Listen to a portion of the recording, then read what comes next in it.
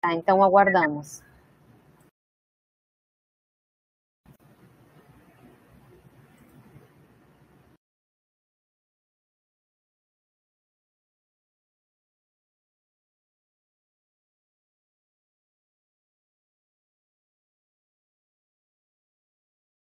Ótimo, muito obrigada.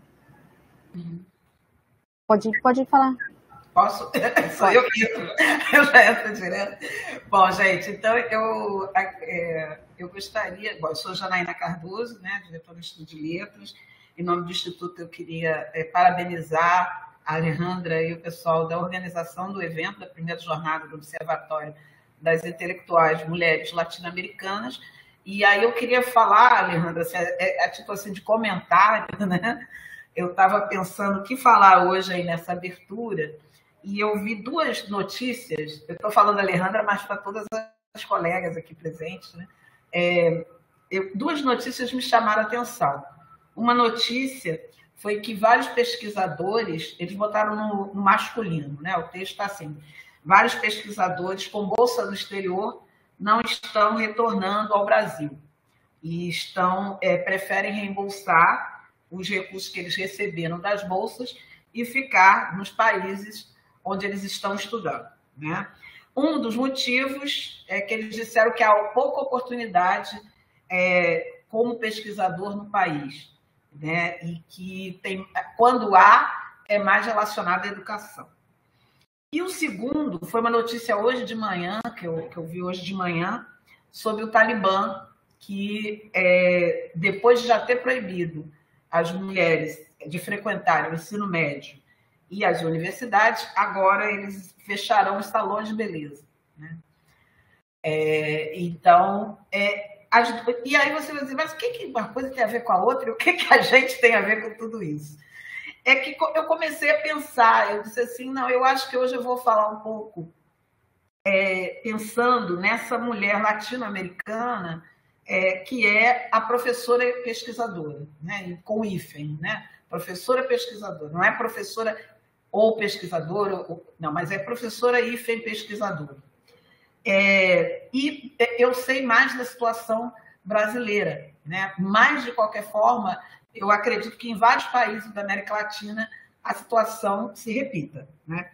Eu acho que é claro que a gente está numa situação bem melhor do que no Afeganistão, né? Aquela situação da mulher dentro dos nossos países está bem melhor, claro, do que a situação lá, mas não foi com pouca luta. Então, para a gente conseguir o que a gente tem atualmente, a situação que a gente vive atualmente, está podendo estar dentro da universidade, podendo debater até aqui nessa jornada, foi depois de muita luta mesmo, né? Mas, ao mesmo tempo que a gente já avançou tanto, né, nós ainda temos muitas dificuldades no nosso papel. Aí eu comecei, a partir disso aí, a fazer algumas perguntas, né? Perguntas assim, tipo, qual seria o percentual das pesquisadoras, feminino e não masculino, que não voltam para o país, né? Quantas delas são negras ou indígenas? Antes, qual seria o percentual de pesquisadoras? Quer dizer, antes disso também tem esse percentual de pesquisadoras que conseguem a bolsa no exterior. Quantas mulheres conseguem essas bolsas no exterior? Quantas são negras ou indígenas? E, por outro lado, qual seria o percentual de educadoras que atuam no país? E aí a pergunta é, a pesquisa no Brasil tem gênero? A pesquisa no Brasil tem raça? E aí eu fui ver, assim, claro que uma pesquisa muito rápida, porque isso tudo começou hoje de manhã, mas eu fui ver os índices, né, que, pelo CNPq, 43,7% do Brasil, dos pesquisadores do Brasil seriam mulheres. Agora, que pede a bolsa CNPq é mais de 70%, quer dizer, que ganha a bolsa do CNPq é mais de 70%. E o Observatório Brasil diz que 46% na América Latina são mulheres. Mas todos os dois artigos que eu li diz o seguinte: o percentual é até quase 50%, ou até mais de 50%, Mas a liderança, quando você vai ver nos cargos de liderança, essas mulheres são minoria, e nós, né, mulheres, somos minoria nas áreas de pesquisa. Então, em liderança em pesquisa, em liderança em laboratórios, em liderança, qualquer liderança, né? Porque até a gente, mesmo dentro da universidade, a gente ainda tem um campo muito mais masculino. A outra questão que eu fico pensando é que, embora a gente tenha conseguido esse status, esse direito ao estudo e à universidade, mas a gente continua com aquele papel de mãe, né? Então, eu fiquei a mãe, a dona de casa, a gente não tem uma infraestrutura governamental de apoio, então eu pensei aqui em colegas, por exemplo, eu tenho uma orientanda que a filhinha dela, desde os 15 dias, participou da universidade, né? Tinha que vir para a aula com a gente, ou quando tinha um congresso, ia para o congresso com a mãe, e não tinha uma infraestrutura para o bebê. Ou a colega Poliana, né? A Alejandra conhece, Laura também, que teve que ir para uma banca, uma banca antes da pandemia, né? Teve que participar de uma banca presencial, porque disseram que não poderia fazer a banca à distância, com um bebê que também tinha, por sinal, 15 dias, né? Que era o Bernardo, estava com 15 dias e veio para uma banca, para poder ser amamentado durante a banca que ela estava participando, porque não aceitaram a distância. Agora, com a pandemia, as coisas mudaram, mas antes da pandemia tinha esse trabalho. Então, o que eu fico pensando é que a gente aqui ainda tem esse pouco apoio. A dificuldade que a gente está tendo para criar uma sala de bebê, por exemplo, aqui dentro da universidade, né? Ter um espaço bebê, ou ter creches, apoio mesmo geral. Então, eu fiquei pensando nisso, dizendo assim, eu acho, e mesmo se você não tem filhos, eu não tenho filhos, mas continuo também com a dupla jornada, com jornada de casa, de cuidar de casa, cuidar daqui. Então, eu acho assim, nós somos guerreiros, vai variar aquele termo que a gente fala sempre, né? Mas nós somos guerreiras, sim, guerreiras por conseguir, apesar de tudo, a gente está nessa batalha, uma batalha que a gente não utiliza as armas normais, não é a arma que a gente vai trabalhar, mas as nossas armas são os nossos livros, os nossos computadores e a nossa voz, né? Então, eu queria parabenizar a nós, professores pesquisadoras da América Latina, né? E faço uma ressalva também às negras indígenas, porque quando eu fui ver o índice de negras, por exemplo, da CNPq, é 7%. Então, desse grupo aí de 43, só 7% são negros. E indígenas, eles nem botaram os números, né? Eu procurei e não consegui. Mas eu depois vou tentar descobrir também. Então, para nós, parabéns. Aí eu dou parabéns para a Alejandra, Cláudia, Laura, Vânia e todo mundo que estiver hoje aqui, não só participando, apresentando, mas assistindo, dar os parabéns por estar aqui, estar pensando esse nosso papel. E é isso. Parabéns, Alejandra, pela primeira jornada de observação de intelectuais mulheres latino-americanas. Tá bom? O Willi fica muito feliz de receber o evento e temos certeza que vai ser um sucesso. Um abraço. Obrigada. Então, isso, dizer que essa é a mesa de abertura, né, da jornada, da primeira jornada do Observatório das Intelectuais Mulheres, e que tivemos a presença da professora Janaína Cardoso, né, que é a diretora do Instituto de Letras. E, bom, primeiramente, então, desde a coordenação da jornada, agradecer a presença da professora Janaína, né, e, em geral, o apoio da direção do Instituto de Letras, em toda a organização, também da professora Naira Veloso, que hoje não pode estar aqui, mas queríamos agradecer porque ela ajudou muito também na parte da organização e também porque tem acolhido nossas iniciativas no Instituto de Letras, assim como no Centro de Educação e Humanidades. Agradecemos também a equipe do Instituto de Letras de Divulgação, que está ajudando a transmitir o evento, né? E, em geral, também aos técnicos do LIDIU, que ajudaram também para tudo o que tem a ver com a reserva de salas, né? Na parte de amanhã, e originalmente tínhamos reservado uma sala hoje. E, em geral, agradeço a equipe do Observatório, estão aqui Vânia Rosa, Ana Cristina Andrade, Vitória Siqueira, Gabriela Sá, Milene Couto também está aqui, Ana Clara Osório, Juliana Souza, a todas elas pela contribuição que fizeram a organizar esse evento e também para participar e colaborar de todas as formas possíveis, realmente. Além disso, agradeço também as palestrantes, né, que se disponibilizaram para estar aqui hoje, todas. Iremos agradecendo especificamente em cada mesa, mas em geral temos uma composição variada, né, em termos nacionais e, sobretudo, no Rio de Janeiro, mas temos também alguma variedade. Eu também queria falar um pouquinho sobre o tema desta jornada, né? Por que mulheres latino-americanas? Eu, como mulher branca, de classe média, originalmente argentina, moro no Rio de Janeiro há alguns anos já, criei este projeto sobre mulheres latino-americanas, pensando nas mulheres com um termo que não deixa de ser tensionado e contraditório, né? Por sua relação com uma série de exclusões, né? Em relação com raça, classe, gênero e também com sexualidade.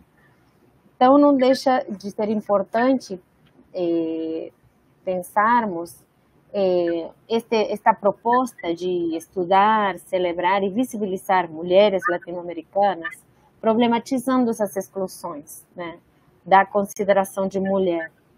E, então, eu dividi em três, que são importantes para este projeto, três eixos importantes. Por um lado, a inclusão da comunidade LGBTQIA, né, e a diversidade sexogenérica na América Latina.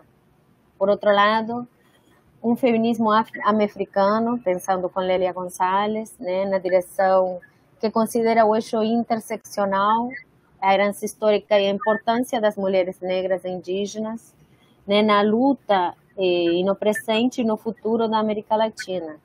Considero isso uma questão importantíssima, né, que como estudiosa das intelectuais mulheres, me parece que temos a responsabilidade de divulgar e estudar essas intelectuais negras e indígenas, como aparecerá ao longo destes dias, né? Estudar as intelectuais latino-americanas hoje deve partir a partir delas, privilegiá-las como vozes protagonistas do pensamento social e político da América Latina. E, em terceiro lugar, o privilégio, né, e os privilégios na própria categoria de intelectual, né, e o acesso à universidade e ao conhecimento letrado. Então, pensar essas intelectuais como intelectuais é desafiar essa categoria, né, desafiar tanto a ideia, né, e a categoria de mulher quanto a da intelectual, justamente a partir, primeiro, notando esses privilégios históricos de classe, gênero e raça, né? Mas também notando que a UERJ é uma pioneira disso, como a universidade e o próprio conhecimento letrado está em transformação. E por isso, me parece que esse evento, né, e desde essa posicionalidade, eu reconheço meus privilégios, né, que determinam meu lugar na universidade, na UERJ, né, como professora, e minha experiência na UERJ, também expresso minha gratidão com essa equipe, né, e com vocês que estão aqui hoje compartilhando essas reflexões. Também porque esse evento mostra o quanto está se transformando a população universitária, né, cada vez mais. Então, em uma equipe de mulheres que mostra quanto esses conhecimentos e saberes considerados legítimos estão em transformação. Então, assim, chamando e impulsando, digamos, essa transformação e a celebração dessa transformação na universidade, do início ao evento, para que possamos celebrar essa mudança, né, dos cânones do que é ser intelectual e ser mulher na América Latina. É isso, agradecendo. Então, agora entrou a doutora Lívia. Boa tarde, doutora Lívia. Muito boa tarde a todas. Agradecemos muitíssimo pela presença. Então, vamos dar passo à palestra, à segunda mesa. Boa tarde, doutora Lívia. Boa tarde, doutora Cláudia, professora. Eu gostaria de pedir à professora Janaína, eu acho que o áudio dela está ligado, tá dando interferência, se ela puder desligar. Para essa mesa... Não, ele está desligado. Eu agora que liguei para dizer para você que está desligado. Que está ligado, tá ligado, não é meu, não. Tá ok, obrigada, viu? Desculpa aí. Então, perfeito, então... só vou fazer mais um esclarecimento e aí passo a palavra para você, Vânia. Tá bom? Era só para dizer que, bom, isso, sejam bem-vindos à primeira mesa. Agora, Vânia vai fazer a mediação. Vânia Rosa, aqui da equipe do laboratório, fará a mediação dessa mesa. E gostaria de fazer alguns esclarecimentos que, por favor, façam as perguntas clicando no botão que fala perguntas. Tá? Qualquer comentário, perguntas às palestrantes podem ser feitas aí. Outros comentários podem ser colocados no bate-papo público, sim. E também que a mesa está sendo transmitida pelo YouTube, neste link. Então, que por favor coloquem suas perguntas às palestrantes lá no botãozinho de perguntas, tá? Qualquer questão, estamos aqui. Então, passo a palavra para a Vânia Rosa, que fará a mediação da mesa. Obrigada. Boa tarde a todos, a todas e a todos. É muita honra estar aqui, dividindo essa mesa com vocês.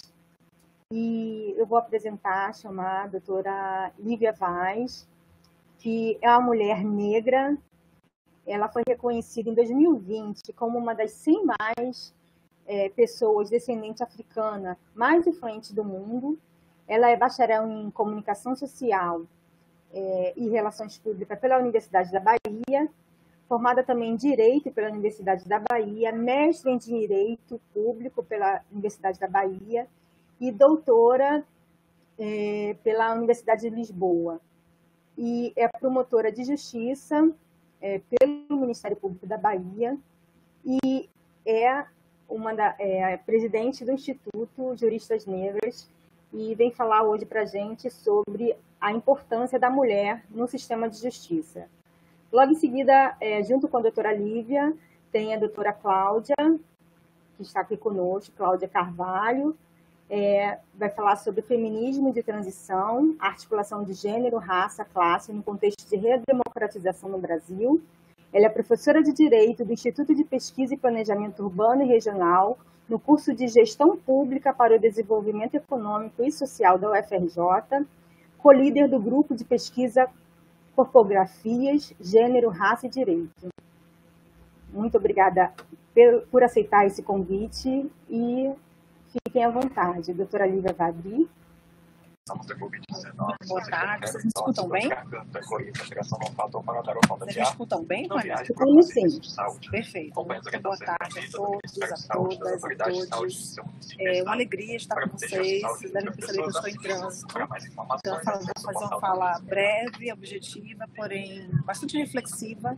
E agradeço por esse convite para lançar essas reflexões iniciais sobre esse tema tão importante. E agradeço em nome da professora Alejandra e da jurista negra Vânia Rosa. Muito obrigada. Vejam, quando nós perguntamos sobre a mulher no sistema de justiça, eu quero começar perguntando que mulher é essa. quem é essa mulher, né? E aí me apresento dizendo que eu sou uma mulher negra, estou usando tranças longas nos cabelos, porque essa linguagem, essa estética, que pode parecer apenas estética, é linguagem, é a nossa voz também. Nossos corpos são corpos políticos. Nos espaços em que nossos corpos, mulheres negras, são tão raros, essa estética fala por si, né? Então, nossos corpos são pedagógicos por si só.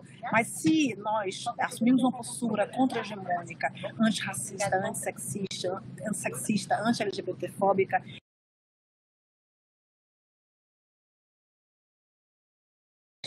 eu costumo dizer que nós somos como água infiltrada, porque somos poucas, porém a água infiltrada na estrutura densa, quanto mais profundamente ela consegue adentrar, ela vai minando essa estrutura por dentro.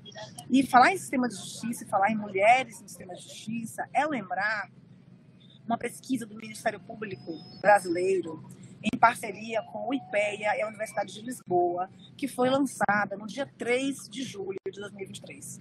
Dia Nacional do Combate à Discriminação Racial. Nesse dia, essa pesquisa, que é pioneira no Ministério Público, vai nos revelar o seguinte: nós temos apenas 15,8% de pessoas negras no Ministério Público brasileiro. 15,8%.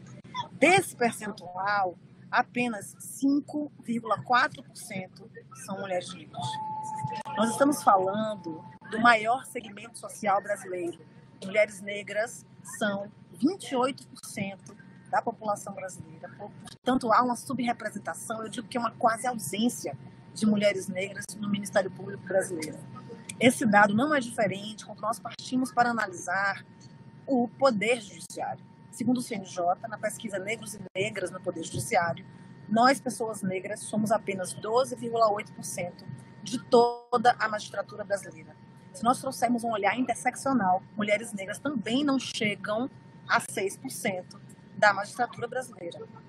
Então é fundamental pensarmos essa subrepresentação como algo antidemocrático.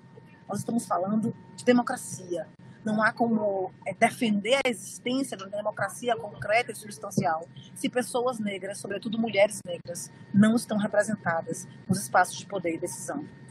Eu costumo dizer que nós somos objeto de pesquisa, objeto de políticas públicas e objeto de decisões judiciais, porque nós não estamos nesses espaços para decidirmos sobre os nossos próprios destinos, e isso é muito grave. Então, essa reflexão que eu trago para vocês hoje é uma reflexão também sobre feminismos. Não é possível se falar num feminismo que não seja antirracista. Porque se esse feminismo não for antirracista, ele vai reproduzir racismo contra mulheres negras. E para isso, é preciso que mulheres brancas também reconheçam os privilégios da sua branquitude. É muito difícil para nós, mulheres negras, estarmos nesse espaço. É um espaço de solidão institucional, é um espaço adoecedor, e nós, sozinhas, somos tão poucas e muito dificilmente conseguiremos promover alguma revolução de maneira tão solitária. Então é preciso que mulheres brancas, homens negros, homens brancos, percebemos o quanto difícil é conclamá-los a essa luta, estejam também nessa corrente antirracista, né? Enquanto nós não alcançamos esses espaços. E eu digo isso muito com base nesses dados do Ministério Público brasileiro, porque mulheres brancas no Ministério Público brasileiro são 32% da instituição, enquanto homens negros são 10,4%. Isso quer dizer que mulheres brancas, ainda com toda a barreira de gênero, elas são 3 vezes mais do que homens negros no Ministério Público brasileiro. Isso não é diferente no resto do sistema de justiça, nos cargos do poder político também. Então é importante pensarmos de que modo a raça tem sido invisibilizada nesse processo de democracia brasileira. A Sueli Carneiro vai dizer que ser uma mulher negra numa sociedade tão racista, tão sexista, em meio a um racismo patriarcal, portanto, é sofrer de uma espécie de asfixia social. Quando as políticas de gênero evoluem, as mulheres negras ficam engessadas por conta do racismo. Quando as políticas de promoção da igualdade racial avançam, o sexismo impede que as mulheres negras avancem também. Então é importante pensar nessa intersecção, que não é uma intersecção apenas de dor, Vânia, mas é uma intersecção também de potência. É a partir desse lugar, desse olhar, dessa perspectiva privilegiada das mulheres negras para a diversidade, que nós podemos promover revolução e transformação no sistema de justiça brasileiro. Que nós podemos construir uma outra justiça que não seja uma justiça identitária. Não é disso que nós estamos falando. Se eu for falar em identitarismo aqui, o grupo mais identitário do Brasil são homens brancos, que ocupam há séculos um lugar de poder, que ocupam há séculos esses espaços privilegiados às custas da opressão das pessoas negras e indígenas. Portanto, é preciso pensarmos de que modo nós podemos romper com esse pacto narcísico da branquitude no sistema de justiça. Maria Aparecida Bento vai dizer que o pacto narcísico da branquitude é um pacto de silêncio entre iguais. E eu digo que é um pacto de silêncio e silenciamento, porque cria-se um incômodo, né? Quando nós falamos sobre racismo e quando nós apontamos o racismo como uma causa central da nossa não democracia. Nós temos há 135 anos da Declaração da Abolição da Escravatura no Brasil e a raça segue sendo um fator central de desigualdade. Repito, não me canso de repetir, se falarmos em mortalidade infantil, crianças negras são aquelas que mais morrem. Se falarmos em mortalidade materna, violência obstétrica, violência doméstica familiar, violência sexual, feminicídios, mulheres negras são as maiores vítimas. Aqui estamos discutindo sobre o sistema de justiça, então eu tenho que perguntar o que acontece com a Lei Maria da Penha, que não consegue proteger mulheres negras do mesmo modo que protege mulheres brancas, ainda que a proteção de mulheres brancas também esteja aquém da necessidade. Os atos da violência têm nos demonstrado anualmente que a cada período de 10 anos há um declínio dos feminicídios de mulheres brancas, mas, em contrapartida, um aumento dos feminicídios de mulheres negras. Que sujeito universal é esse que não contempla pessoas que figuram nessa encruzilhada identitária de vulneração? Eu não vou dizer que são grupos vulneráveis, são grupos vulnerabilizados por um processo histórico, econômico, político, de dominação, que nós precisamos rever. Então, trago esse questionamento. Quem pode e quem deve assumir a responsabilidade de quebrar, de romper com esse pacto narcísico da branquitude? Porque nós, mulheres negras, somos muito poucas nesses espaços, nós não fazemos parte desse pacto.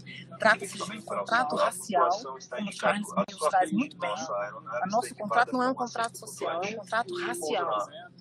Um contrato racial unilateralmente assinado pelos homens brancos que nos colocam em posição de subalternização sem a nossa aquiescência. E esse contrato segue se perpetuando no Brasil em pleno século XXI. Um dos efeitos mais perversos do racismo, eu tenho dito, é a naturalização de ausências. Vejam que eu mencionei aqui sobre a presença negra no sistema de justiça, e nós sabemos que essa presença se dá tal qual a pirâmide socioracial brasileira. Nós temos mulheres negras na ponta. Uma ligação. Porque a segurança os procedimentos de ligação. 2 minutos, estou finalizando. Então, eu estou para finalizar já, mas nós temos mulheres negras na base da pirâmide socioracial, homens negros na sequência, mulheres brancas e homens brancos no topo. Essa é a mesma configuração que eu acabei de ler para vocês aqui sobre os dados do Ministério Público Brasileiro. Então, trata-se de um processo de debater o Ministério Público Constitucional. O Ministério Público Constitucional é uma função essencial à justiça que tem como missão, como compromisso, como dever a promoção do Estado Democrático de Direito. Não há como promover o Estado Democrático de Direito sem pensarmos em efetiva igualdade. E essa igualdade no Brasil não pode ser uma igualdade apenas uma perspectiva social.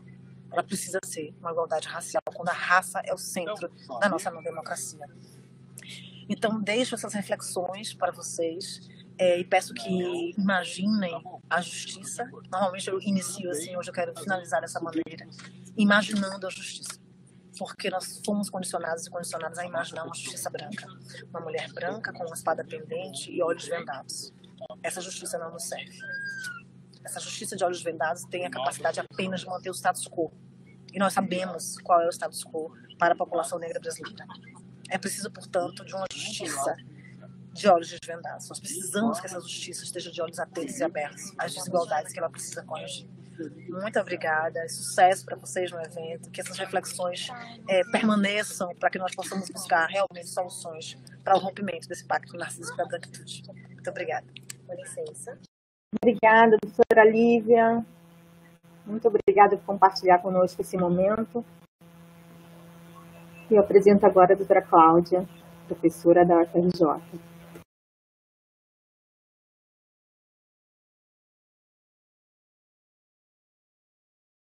Bom, gente, muito boa tarde a todas, todos.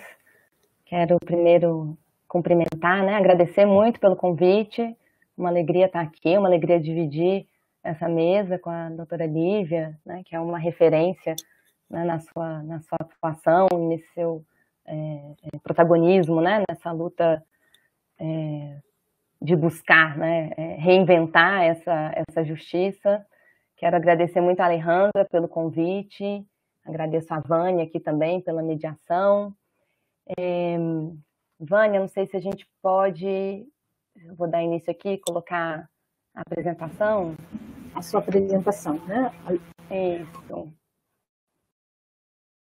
Então, começo até fazendo essa retificação, né? Inicialmente, o título veiculado era sobre feminismos em transição, né? E um debate mais relacionado aos repertórios feministas no contexto da transição política brasileira, mas com a redefinição da mesa, né? Para debater o tema de mulheres, antirracismo e sistema de justiça, e para dialogar melhor, né, inclusive com essa fala importante que a doutora Lívia fez, eu adaptei aqui, né, então, a temática, a abordagem que eu me proponho a conversar com vocês, e que está, então, intitulada Feminismos, o poder e os limites do direito entre transição e democracia.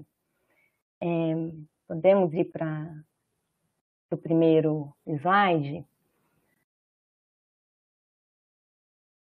Bom, gente, então, o que eu pensei aqui foi trazer algumas provocações, alguns questionamentos dessa relação entre feminismos e direitos, e a partir daí pensar essas provocações com base, né, em algumas pesquisas que eu tenho feito, em alguns projetos que eu integrei de 2016 para cá, né? Então, como que em alguns retratos, né, nesse sobrevoo aí de algumas pesquisas, nos permitem pensar um pouco duas questões chaves, né, ou duas questões primeiras que passam, né, por como que o direito vê os feminismos e como que os feminismos veem o direito, né? De que maneira que o direito atua em relação não só a mulheres, mas aos sujeitos, né, que são genderizados, aos sujeitos do feminismo de maneira ampla, e como que as articulações, né, feministas enxergam o direito, atuam por dentro do direito, ou tomam o direito como um espaço de luta. E aí, para colocar essa questão inicial, eu estou me baseando aqui nas reflexões, né, de uma autora, da Carol Smart, que vai pensar e vai propor, né, uma articulação sobre, né, o papel do direito, ou como entendemos o direito, né, em relação a mulheres ou em relação ao gênero, e ela vai passar vai colocar, acho que alguns aspectos que são importantes para calçar, né, para firmar esse terreno. Ao colocar, né, aí até recuperando algo que já apareceu aqui, né, quando a gente fala a universidade tem gênero, conhecimento tem gênero, a Carol Smart vai, né, propor o direito como o direito também tem gênero. E isso significa, né, num primeiro momento, desconstruir uma ideia de um direito neutro, ou de um direito imparcial, ou de um direito objetivo, né? O direito ele não é desinteressado, ele não está apartado do mundo, né, das práticas sociais, ele está imerso nela, ele faz parte dessas relações de poder, e ele é uma tecnologia que atua nessas relações. Mas quando ela vai colocar o direito como um instrumento, uma tecnologia que produz gênero, né, ela se distancia de outras correntes que afirmariam, por exemplo, que o direito é sexista ou que o direito é masculino, né, que são correntes que vão compreender o direito como um instrumento de força e de poder, mas de uma maneira engessada, né? Ou a partir de categorias naturalizadas ou essencializadas, né? Ao dizer, por exemplo, que ele é masculino, pressupondo uma ideia do masculino e do feminino e uma essência do direito, né, na sua formatação, ou ao dizer que o direito é sexista também, né, já enquadrando o que seria a mulher e o que seria a diferença entre homem e mulher, ou essa desigualdade que seria sustentada pelo direito. E aqui, fazer esse giro para entender que o direito tem gênero, isso, né, significa entender o direito não só como algo que vai oprimir, mas que vai criar. Ele cria essas identidades, ele cria esses significados, né, esses sentidos de masculinidade e de feminilidade. E ao produzir gênero, a gente entende isso como uma dinâmica, né, que se desenvolve de maneira desigual, mas que articula gênero com diversas outras dimensões, né, com diversas outras estruturas de opressão e de desigualdade presentes na sociedade. Então, é uma maneira, né, que eu acho interessante da gente pensar, né, a atuação do direito. E aí, né, até o título aqui de falar do poder do direito vem, né, desse livro que fala o feminismo e o poder do direito, em que ela vai colocar, né, o direito como um discurso e um discurso poderoso, né, um discurso poderoso na medida em que ele produz esses regimes do que é visível, do que não é visível, né, ele vai silenciar, né, como a doutora Lívia falou, ou desqualificar determinadas experiências, determinados saberes, e dessa maneira, né, ainda que não seja, que seja algo distinto da ciência, o direito também tem uma certa pretensão de verdade, né? O processo, o sistema judicial, ele tem uma pretensão de enunciar uma verdade jurídica, e nesse sentido, o direito tem exerce um poder muito forte, né, sobre a vida, sobre né, as diversas dimensões da nossa vida social, e para as relações, né, e para a produção das desigualdades de gênero em especial. Então, de um lado, a gente tem essa configuração do direito, do discurso jurídico, e de outro lado, uma questão sobre as possibilidades de reverter, né, essas estruturas de opressão de gênero a partir do direito. Ou aqui, né, as possibilidades feministas de reforma do direito.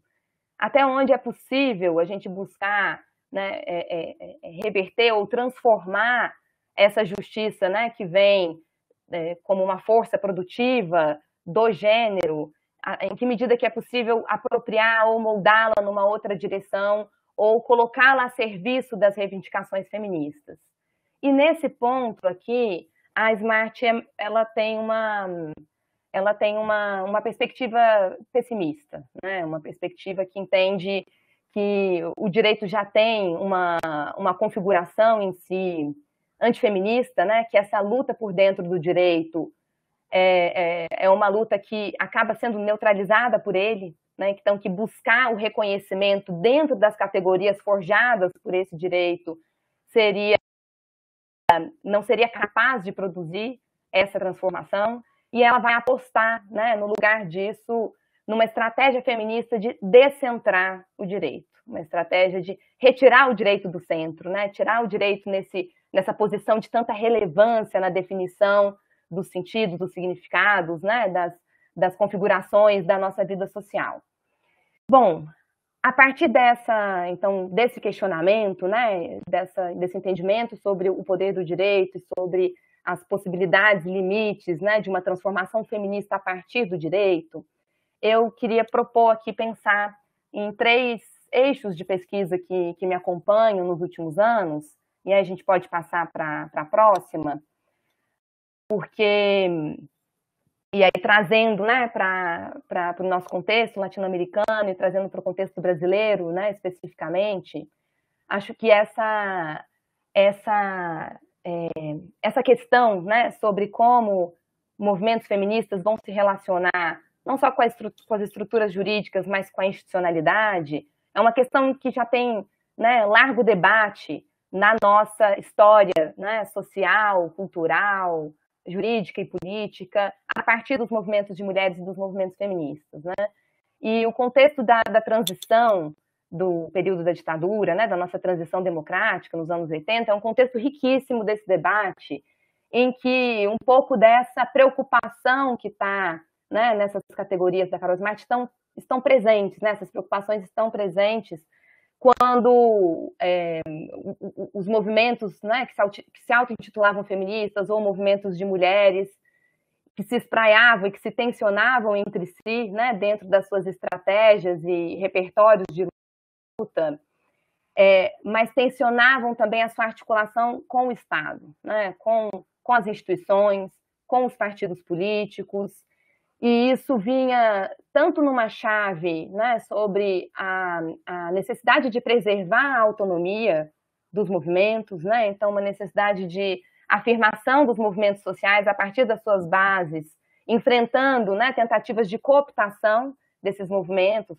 pelo Estado, pelos partidos, pelas estruturas de poder hegemônicas, mas também um receio de que, uma vez operando por dentro da institucionalidade ou por dentro, né, da máquina estatal, que as pretensões feministas, que os discursos ou as reivindicações fossem neutralizadas na sua radicalidade, né? Então, que o potencial de transformação mais estrutural fosse acomodado dentro, né, das estruturas ou dentro daquilo que o Estado filtra, os partidos filtram das demandas que são admissíveis, que são toleráveis, né, que são possíveis, e isso enfraqueceria, né, esse potencial, de fato, de transformação das relações de gênero.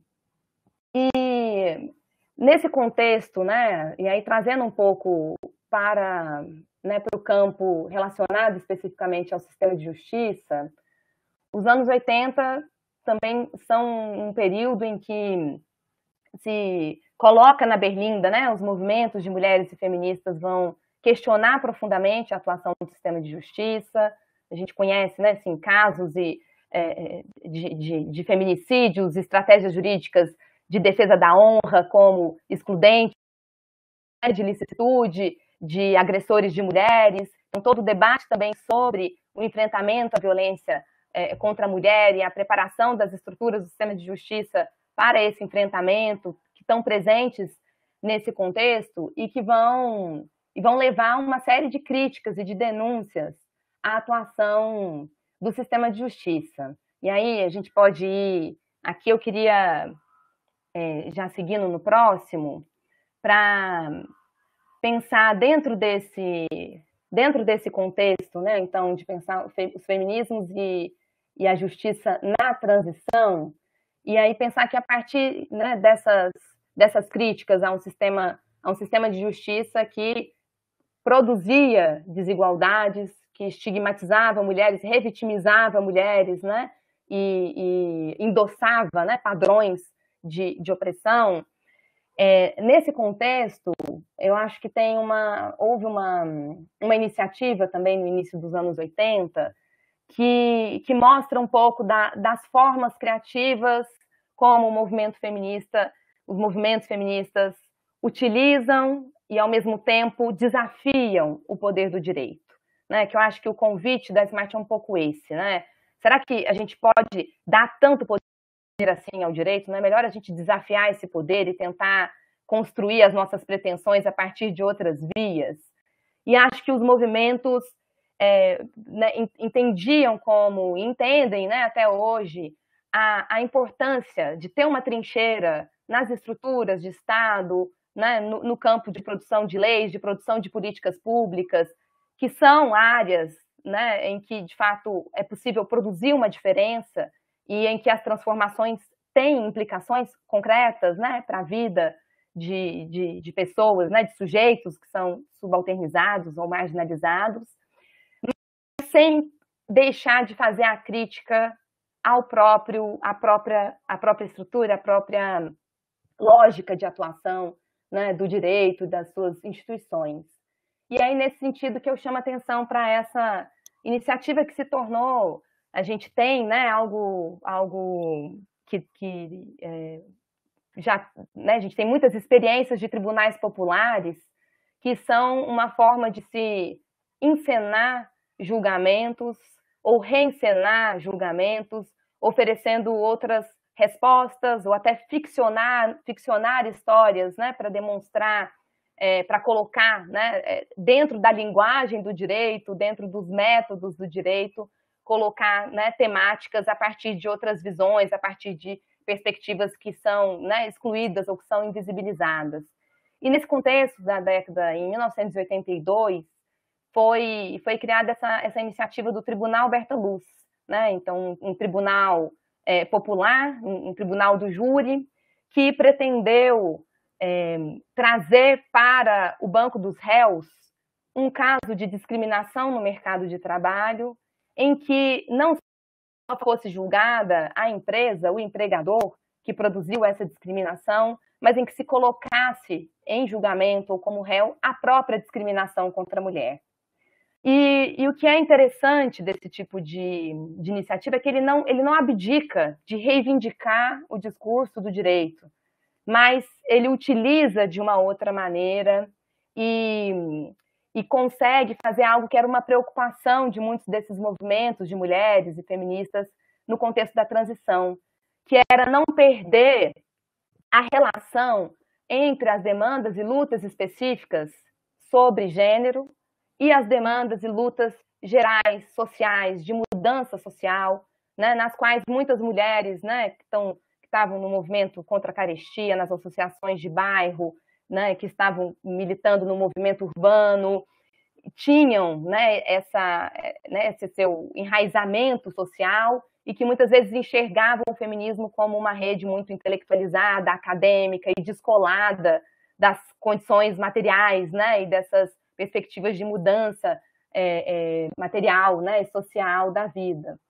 E aí, quando essa iniciativa do Tribunal Berta Luz é proposta, a Beth Vargas, que é uma das suas idealizadoras, ela dá uma entrevista aqui para o jornal Mulherio, né, onde está essa manchete, a discriminação no banco dos réus.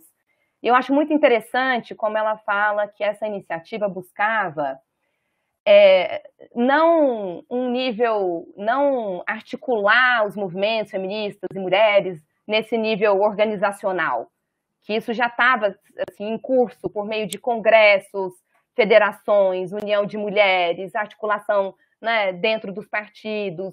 Ela não, a proposta é outra, a proposta é ampliar o raio de alcance desse debate e trazê-lo para termos mais concretos. Né? Ela usa uma expressão nessa entrevista que eu acho muito interessante, né? Que ela fala, olha, que mulheres e homens devem receber salário igual por funções iguais, todo mundo concorda, né? Salário igual para igual trabalho, é algo que todo mundo concorda, e isso ela dizendo, né, gente, lá no início da década de 80, e a gente hoje tendo um projeto de lei sancionado, tentando ainda efetivar esse direito à igualdade salarial, né? Mas, enfim, o que ela dizia, esse conceito, essa palavra de ordem, é acatada, é concordada amplamente. Mas isso não é suficiente para nos dar instrumentos de luta.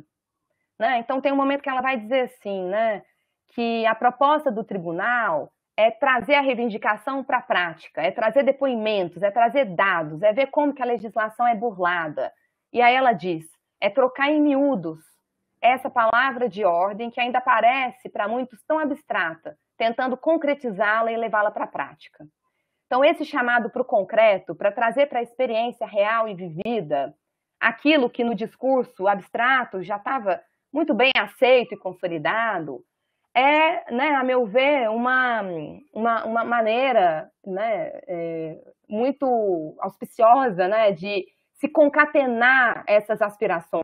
Ou seja, a gente quer atuar por dentro, mas a gente vai fazer essa crítica por fora e a gente vai manter e ampliar a nossa conexão e a nossa base social. Porque sem ela, a luta só na institucionalidade não dá conta. Né? Então, é uma iniciativa que tem a ver com esse tipo de estratégia, né, dos movimentos de então. E aí, com isso, passo para o exemplo seguinte desse tensionamento, né, do direito com os feminismos, e aí já num contexto não da transição propriamente, mas no contexto da chamada justiça de transição, né, que são as medidas, né, um conjunto de medidas, de políticas, de práticas que são adotadas por estados que passam por períodos de ditaduras ou de conflitos armados. E aí, o caso que eu trago aqui também para fazer esse tensionamento, e aí vou encerrar com ele, para não extrapolar demais o tempo, né? Depois, se for o caso, no debate, trato da outra temática que eu tinha previsto aqui.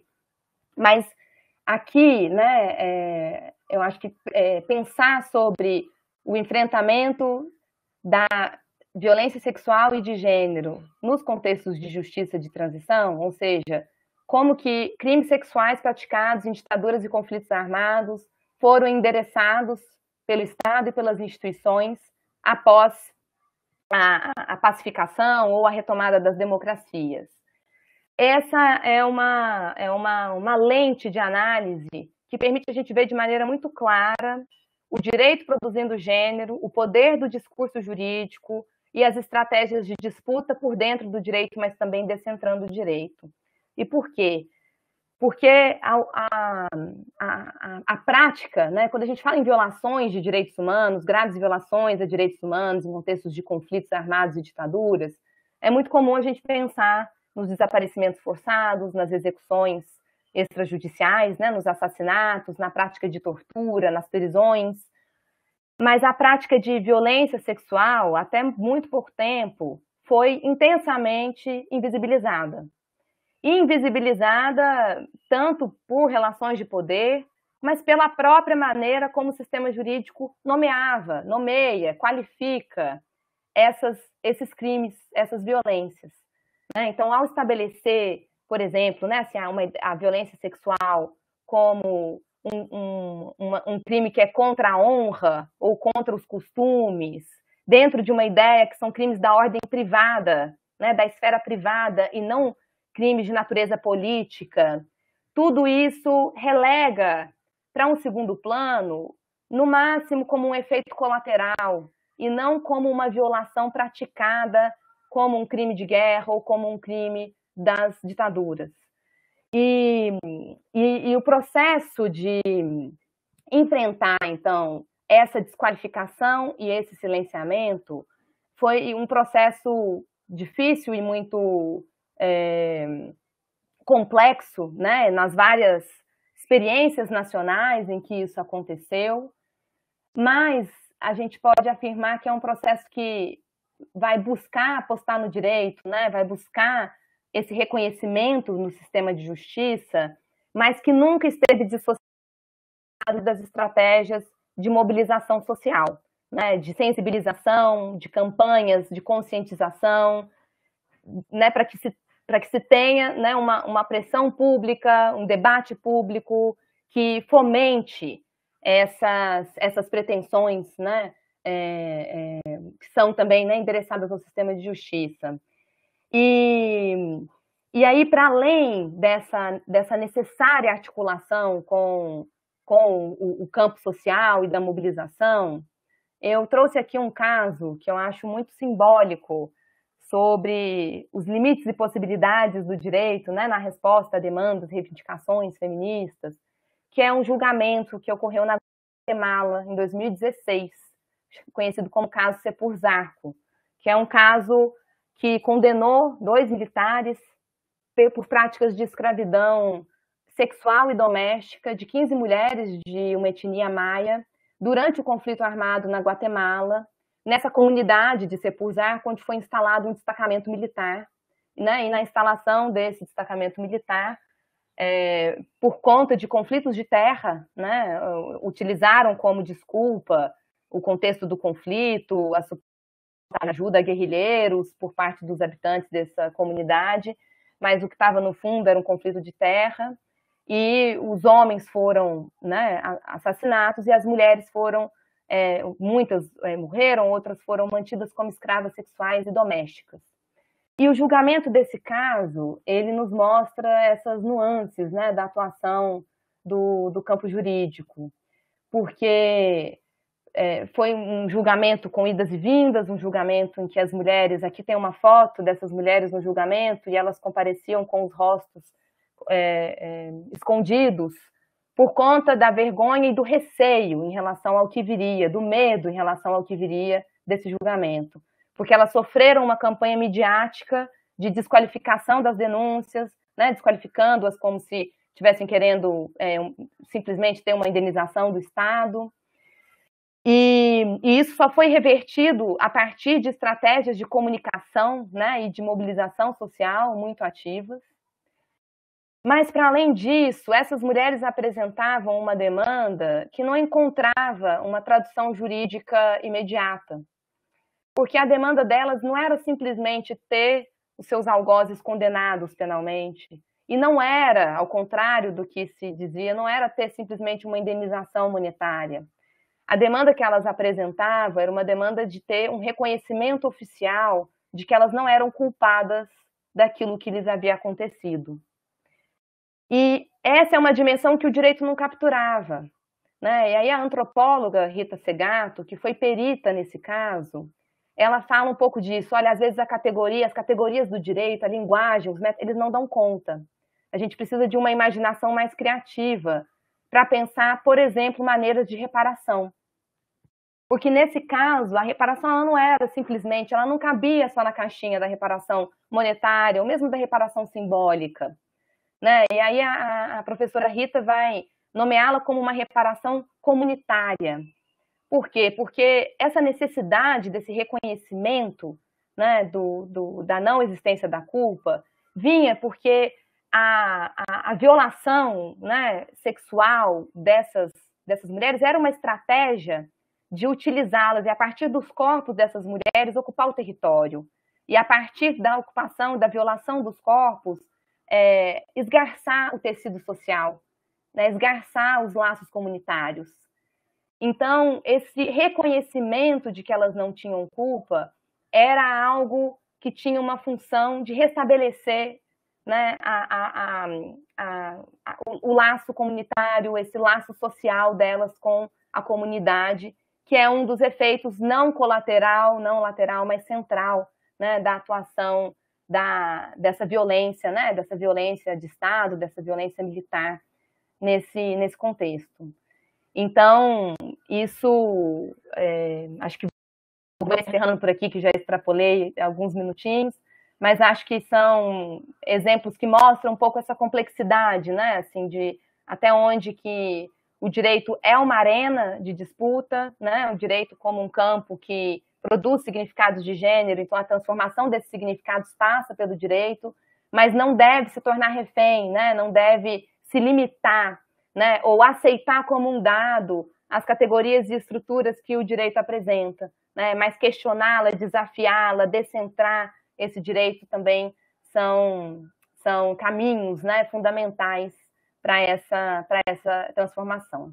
Então é isso, peço desculpa aí por ultrapassar um pouco o tempo, Alejandra, mais uma vez agradeço muito pela oportunidade de estar aqui com vocês.